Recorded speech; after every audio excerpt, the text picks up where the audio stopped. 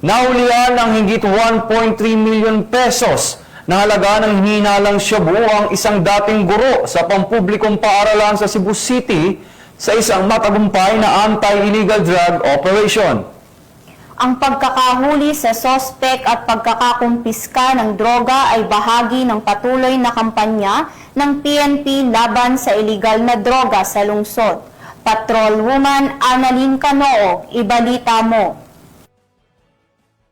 Mga otoridad ang nasa mahigit 1.3 milyon na halaga ng hinalang shabu mula sa isang former public school teacher sa inilunsad na bypass operation sa Barangay Kalunasan, Cebu City noong 21 ng Nobyembre sa taong kasalukuyan. Kinilala ni Police Captain Vincent Buntilaw, officer in charge ng Police Station 9, Cebu City Police Office, ang suspect na si alias Gary, 44 taong gulang, residente na Sitio Santol, Barangay Sirao, Cebu City. Dahil alas 11:50 ng gabi nang magsagawa ng bypass operation ng operatiba na kung saan naaresto ang suspect. Nakuha mula sa kanya ang 6 na medium at 3 large pack at 2 large night-tide hinalang shabu na aabot sa 200 na gramo at may standard drug price sa 1,360,000 pesos, belt bag at bypass money. Agad na dinala ang suspect sa nasabing himpilan para sa dokumentasyon at tamang disposisyon. Patuloy ang maigting na kampanya ng kapulisan laban sa illegal na droga bilang bahagi ng advokasya para sa isang ligtas at maayos na pamayanan sa ilalim ng bagong Pilipinas. Mula dito sa Cebu City, ako yung PNN correspondent,